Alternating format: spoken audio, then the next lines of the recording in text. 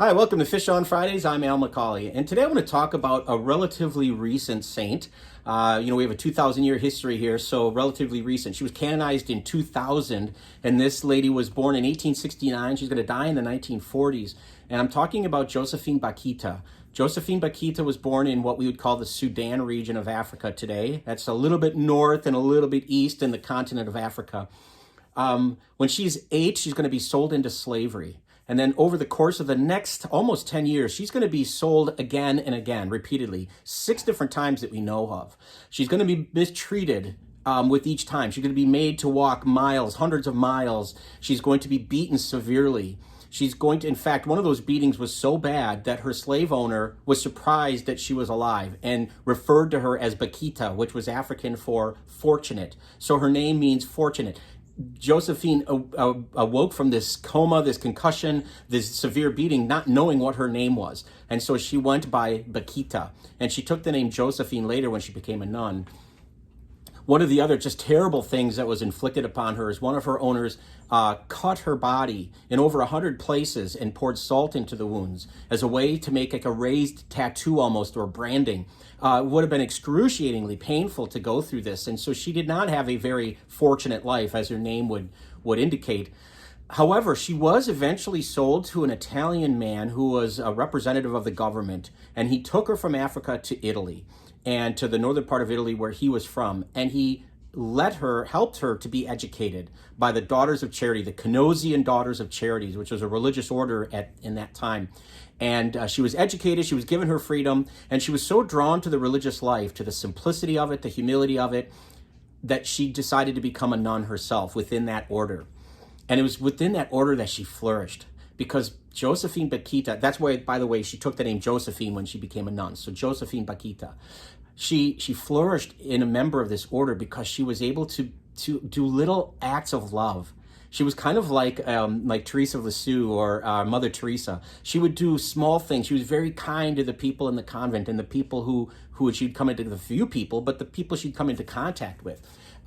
She had a reputation of being this mothering kind of a woman. She was just so caring and thoughtful of others that the idea of God's grace coming to her and giving her this sense of forgiveness and mercy and peace really is just remarkable, that she was able to look past or to forgive those people who harmed her in her early years. An amazing woman of peace, of reconciliation, of mercy, of love, to be able to do that. And not just forgive, but then to turn around and be the exact opposite. Not to visit that pain on someone else, but to turn it to something good, to make her little corner of the world a better place. As you might imagine, because she's from the Sudan, she is the patron saint of that region of Africa. And she is invoked by people who today, unfortunately, are human trafficked. And that's a huge business in our world. And it's terrible. I've heard statistics that say we have more slavery now in this century than we did at any point in our past history because of human trafficking around the world. And so she is invoked as that person, that model, that prayerful, saintly model to look to help end that terrible, terrible practice of human trafficking. But just to go back to the idea of her forgiveness, her idea of mercy, I want to read a quote, and it's a little longer, so I just want to look at it and read it so I get it right, because I think it's incredibly powerful, and it really sums up her life very well. And she was asked in an interview what she thought of her life as a slave, and what she would say to those people who captured her, who maltreated her for so many years. And this is what she said. This is the quote. "If I were to meet the slave traders who kidnapped and tortured me, I would kneel and kiss their hands. If what happened to me had never taken place, how would I become a Christian and a religious?" So here's a lesson of redemptive suffering. I don't know if I can think of a worse beginning of your life than what she had, to be sold multiple times, to be beaten to the point of death, to be scarred, permanently scarred the way she was, and yet to have this sense of gratitude that if that didn't happen, she never would have come to know Christ, she never would have become a nun, and her whole life would have been different.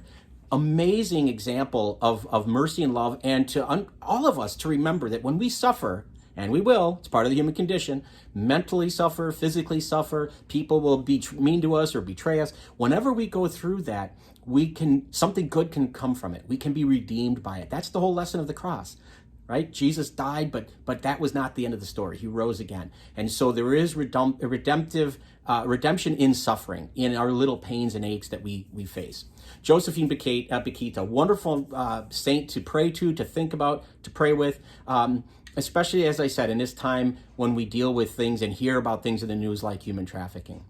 I hope this has been helpful. I hope that you will share the content with anybody you think would be interested. It'd be great if you would subscribe to our YouTube channel, follow us on Facebook. But either way, thanks for watching, and we hope you continue to do that every Friday for more Fish on Fridays. Until next time, please be good to each other, and God bless.